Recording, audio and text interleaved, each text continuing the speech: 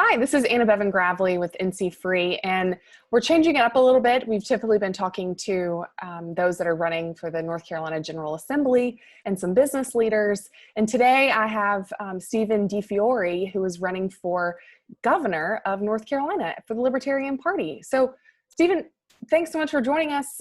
Is there anything you'd like to share with our members before we get started? Absolutely. And thank you, Anna, for having me and the invite to be able to talk about my campaign and a little bit about what the Libertarian Party of North Carolina stands for and what we advocate for. So my name is Stephen DiFiore. I have been a resident of North Carolina since 2004. Now, I'm originally from New York, but please don't hold that against me. So in the time I've lived in North Carolina, it's something that, how shall I say, I've come to the conclusion that there is no better state in this nation to live in, to work in, and to seek your prosperity.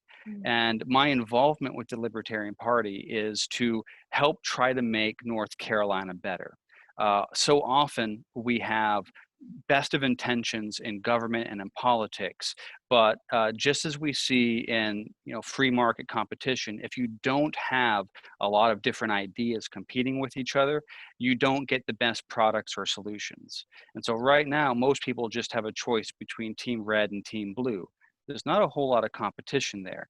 And so one of the things the Libertarian Party does is puts another voice in this marketplace of ideas so that we can get better ideas out there. And better ideas hopefully means better solutions, which hopefully means more prosperity for the people of North Carolina.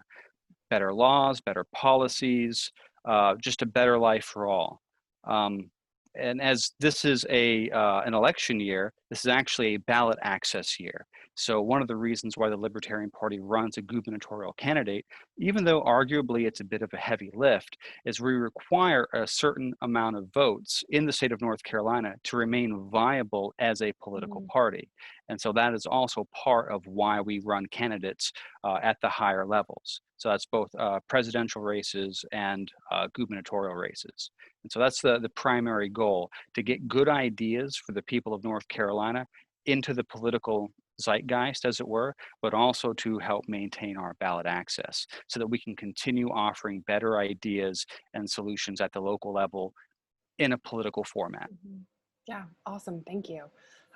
So just diving into the questions, have you ever owned a business or been in a management position within a business? So I've never owned a business necessarily myself. My first job was selling vacuum cleaners door to door. So maybe that could be considered owning a business. But most every business I've worked in, there's been a significant self-management aspect. But for the more management staff position that most people think of, I think my first one was managing a video store on the coast of North Carolina. Those don't really exist anymore, but for those folks who are older than us who are listening, you might remember video stores. And so that was an interesting and fun experience. I've been shift managers, shift leaders, and that involves making sure that, of course, schedules are set, that always a shift is covered, no one feels left out. You have to juggle staffing for second, first, and third shift. So those sorts of positions. So in that sense, yeah, I've been in kind of pseudo management in that way, but never a business owner. But I'm still a young guy. There's still time. There's still time for you to own a business.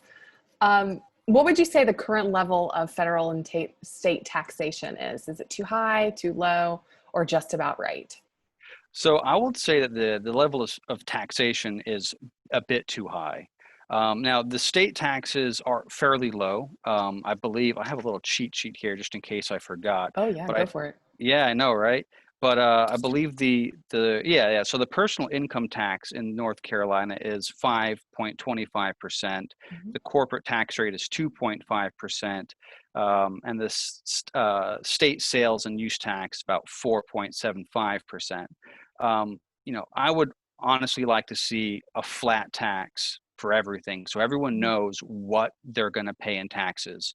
That's for individuals, for corporations, everything, you know, and we can argue about, and that's politics, right? I would ask for 1%, you know, other parties might ask for like 5%, and we'd settle around 3 or whatever the case may be. Mhm. That's part of the negotiation process. But a flat tax rate with no loopholes is not a bad idea in my mind, simply because if you're a big company, right, you don't have to have these robust accounting staffs Mhm. to find loopholes and all that. And it also makes it much easier to know what you're expected to pay, either as an individual or as a business, so that you can figure out what your budget may be for the things that you want, whether it's reinvestment in your employees, Mhm. reinvestment in your company, spend your own money. Generally, I would like to see the tax rate a lot lower, because for every dollar someone pays in taxes, that's not a dollar that they're spending on themselves, their families, reinvesting in their business, innovating in R&D, so on and so forth. Yeah, awesome. Thank you. Do you feel it's appropriate for state or local governments to offer incentives to private businesses in consideration of locating, expanding, or conducting business in a particular part of the state? Yeah, so I'm not in favor of giving tax money to businesses, right? Generally, that benefits the biggest players. It benefits multinationals, you know, large multi-million dollar companies, Fortune 500s, Fortune 50s, big sports teams, things like Mhm. that. But those sorts of incentives are never given to Main Street. They're never given to the small business owner or the small entrepreneur. Um, and very much in favor of a level playing field. Now, if a locality, so for example, I live in Charlotte, North Carolina. If the city of Charlotte wanted to say to a company like Amazon or PayPal, hey, if you locate your headquarters into our city, you know, you don't have to pay this, you know, the property taxes in Mecklenburg County or Charlotte or whatever for a period of time. As a, you know, kind of like, hey, come and, you know, employ people in our communities. I don't have a big problem with that. You know, I won't fight against that, right? But if you're going to say, hey, we're going to take some tax money that the taxpayers have paid, and instead of putting them to schools, roads, police, you know, the other things that we expect from a society, we're going to give them to you, Mr. Big Business, so that you can locate in our state. I just don't think that's appropriate. So as far as local governments will do what they have to do. And if the people in those local governments don't think they're being well served, they'll vote new leadership in. And I think devolving that level of decision making to the lowest level gets better results over time. Mhm. Because the situation in Raleigh or Charlotte or Buckham County or Carteret County might be very different. And so the people in those areas might want to make different decisions about how they get business investment into their communities. I don't think that's something that the state government should be involved in. And I definitely am not a fan of giving taxpayer money, hard earned taxpayer money, mind you, to big companies. Yeah, yeah. Describe your personal opinion as to what the key principles of free enterprise are. The key principles of free enterprise are choice, transparency, and a level playing field, in my opinion. Mhm. People need to be free to choose to buy the products that they want, or to work in the businesses or industries that they want to work in without undue burdens. People need to know what they're getting, what they're buying, that the product is safe, or that the industry itself is safe. And then they need to have the freedom to be able to actually do that sort of thing and earn a profit. Uh, Things like territorial monopolies, for example, or occupational licensing laws that have a undue, you know, barrier for, you know, lower income individuals to get into an industry, Mhm. fly in the face of, you know, the free market economy, the free market system, the free enterprise system. You know, right now in North Carolina, indeed, and mostly through the United States, I don't think we really have a free market system. We have a cronyist system. You Mhm. know, on the lowest level, yeah, you want to, you know, sell things out of your home, you can, if you pay the government the license fee. I don't think it's right that you have to pay the government for permission to earn money. Licensing is fine for health and safety, but why should you have to pay for permission to earn a living? I don't think that's free enterprise. And we can even have an example in North Carolina where a solar power company partnered with a church in Greensboro. They said, hey, we'll put the solar panel on your roof. You'll get free power. We'll have an example of how we install solar panels Mm-hmm. in businesses. This is great for the solar industry. And everything was fine until Duke Energy said, nah, according to state law, only we can provide power. So you have to pay us money in a fine for the money that we lost out in because you weren't buying money from us. They went to the state government, they sued all the way up to the Supreme Court of North Carolina, and the court said, no, yeah, according to state law, only Duke Energy can provide power. So not only do you have to take down your solar installation, but you have to pay back the money that was lost. And mind you, through that whole process, lawyers were making a lot of money on the taxpayer dollar. Mm. And it is preventing in a place as sunny as North Carolina, a robust renewable energy market. And that's not free enterprise. Free enterprise would be, hey, if you have a solar panel company and you want to put solar panels on a roof and you have someone who wants to buy that power from you, go for it. If people like what you have, you'll do well. If people don't, that's what competition's for. Mm-hmm. Yeah. In your opinion, what is the appropriate balance in the scope of the federal and state regulatory requirements on business? What, in your opinion, is the best way to balance the appropriate protections without impugning economic vitality? Yeah, so regulations can be very Byzantine. And the more Byzantine the regulation, the more benefit it gives to the largest players, which is fine. That's probably how they want it. But it is kind of a bummer for small scale businesses, small business owners, entrepreneurs, if you have to jump all these hurdles. I'll give you an example. You and I as individuals, we file our taxes once a year. Small business person has to file a tax return every quarter. Okay, well, that's kind of a pain. But it gets even better. You have to pay the taxes that you think you're going to earn based off of projections in the future, not what you do earn. Mm-hmm. Now, I don't think individuals would tolerate that. The fact that we allow small businesses to be hit with that, I think, is a shame. Mm-hmm. It's a kind of overregulation that makes it harder for the little guy. So as far as what regulations we need, health and safety. You don't want, for example, a power company dumping coal ash into a river. That never happens, except when it does. But if you have health and safety regulations, right? Okay, cool. You're not going to sell a small toy with lead paint because we know that's bad for kids. Mm-hmm. But why would you need to pay an additional fee for the permission to open a storefront to sell those toys, to sell toys that don't have lead paint in them, for example? So the whatever regulatory system that we have needs to be even, needs to be fair, it needs to be easy to understand, it needs to treat everyone the same, and it should be focused primarily on health and safety, not on stifling competition. Yeah. So, Stephen, if elected in the fall, what would be your top 3 priorities as it pertains to the business community?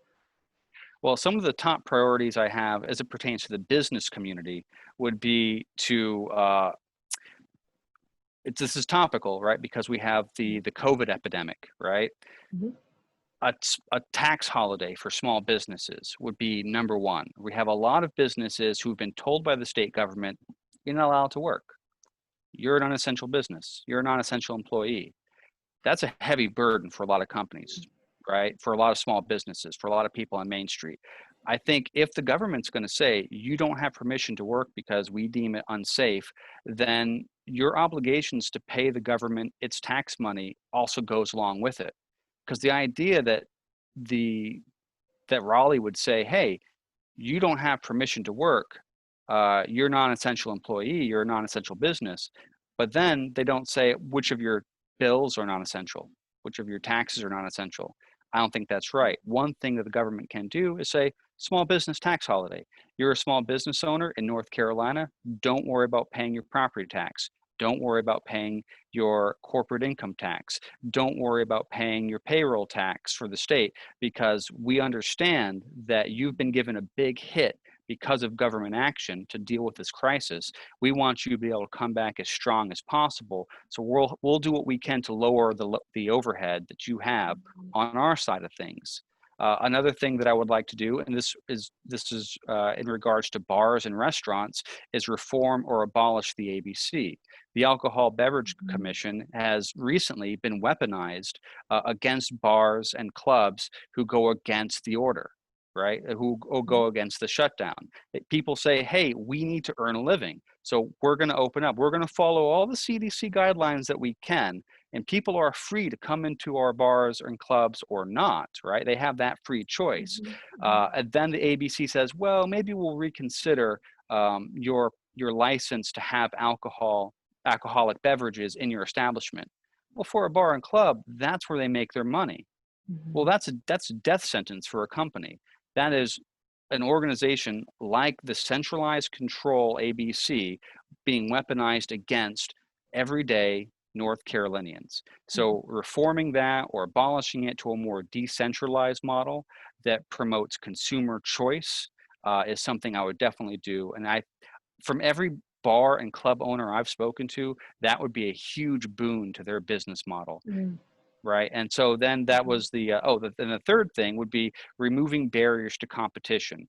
There are certain industries that have, again, territorial monopolies, ISPs, car dealerships, power companies. If you have, I'll give you an example. Tesla is a power company. Oh, sorry, not a power company. It's a car company. They make American-made cars. They're not allowed to sell their cars in North Carolina. Why? Because the law says only dealerships can sell cars in North Carolina. Okay, well, I'm sure there are car companies like Ford, right, that don't want to sell cars directly. They want to go through the dealership model because that's value added. Mhm. Great. Well, if Tesla wants to do something different, what right does the state have? It has the power to do it, but what right do they have to say, you can't do that? I don't think that's appropriate. Same thing with ISPs. In Charlotte, when I heard that Google Fiber was going to come to Charlotte, I got really excited. And then Spectrum, well, Time Warner at the time, now Spectrum, used everything they could to slow down the deployment of Google Fiber because they didn't want competition to that territorial monopoly. And so the result is I still only have one choice for internet, Mhm. right? That's not free market, that's not consumer choice. That is the big player using the law to game the system in their favor. So, I mean, the biggest players may not like what I have to say, and that's fine. But small business owners, entrepreneurs, um, I want to help them get a leg up. The barriers that have been put in place that prevent competition, I want to see go away. And I think that will benefit everybody in the long run because you get better choice, better products, and better prices in every industry where you have that level of choice. Yeah. So a question that I do have is one thing you pointed out at the very beginning of our time together is that the Libertarian Party encourages people to run for bigger offices to increase conversation, to bring new ideas. What do you want to do after this to push those ideas, to sit down with those candidates that are newly elected or re-elected, whether it's in the position of governor or lieutenant governor, other council of state, or even the General Assembly? Do you have a plan? Do you have a vision for what that looks like? Yeah, so the Libertarian Party, not just in North Carolina, but nationwide, has a Mm-hmm. lot of different think tanks, for example. Then their whole job is to put out policy positions, policy papers. How do you do this in this state? How do you do that in that state? In our own state, we have a number of focus groups. For example, ABC is one. There's a whole cadre of folks. Their main focus is how to improve the ABC system Mm-hmm. for the benefit of bars, clubs, restaurants, consumer choice, et cetera? How do we inject something more decentralized, more consumer choice, less centralized control? As a party, we don't really like central control, right? And so there I've are a heard number. that. Yeah, Yeah. it's a rumor that bears out. Mm-hmm. Um, there are a number of organizations and individuals within the party and tangential to the party who like their main job is to focus on a specific issue, and we are all willing to sit down with whomever. you know I will sit down in an office with anybody at any level of office and talk about issues. You know, I will sit with a Democrat, a Republican, a progressive, a Green Party candidate. Mhm. You know, I've been at meetings for, you know, everything from, you know, a conservative style Gun Owners of America meeting talking about things that are important to them to, you know, the NAACP or the BPC in Charlotte about issues that matter to them. And there is overlap, you know, and it's all about what can we do in our local communities or higher to get better policy.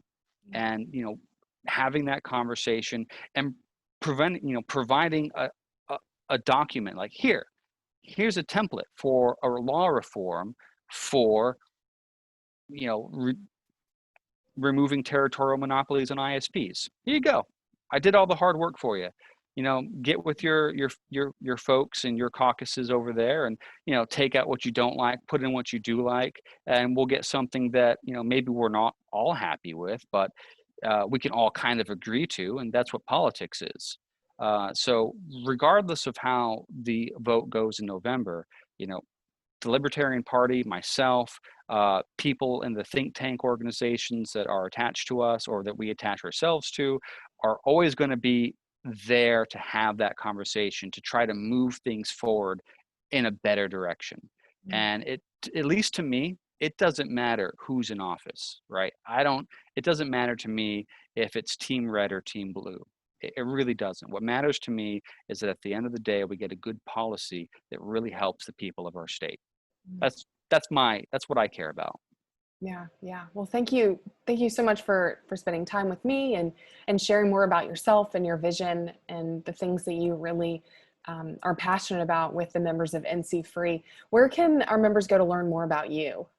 Absolutely. So you can go to my personal website, www.stephenfornorthcarolina.com. That's Stephen with a V for northcarolina.com. I'm also on Instagram at Steve for the number 4 gov, Twitter at Steve, and again, the number 4 gov, and then Facebook at Steve for gov. I figure that'd make it easy for everybody. That's very consistent. Yeah, and Excellent. then you can also go into a Google search bar and type in Libertarian Party of North Carolina, and you can bring up the Libertarian Party of North Carolina's website, and you'll have a candidate page, and I'll be featured on there as well as your local candidates. As a party, we're running candidates across the state for both NC House, NC Senate, local races, city councils, etc., all across all 100 counties in North Carolina. So, you know, you can check it out, our website, to see if you have a county, you know, or a libertarian candidate to choose from in your area. Yeah, awesome. Well, thank you so much. I really enjoyed our time together. Good luck and have a great rest of the day. Thank you so much. I really appreciate it. Bye.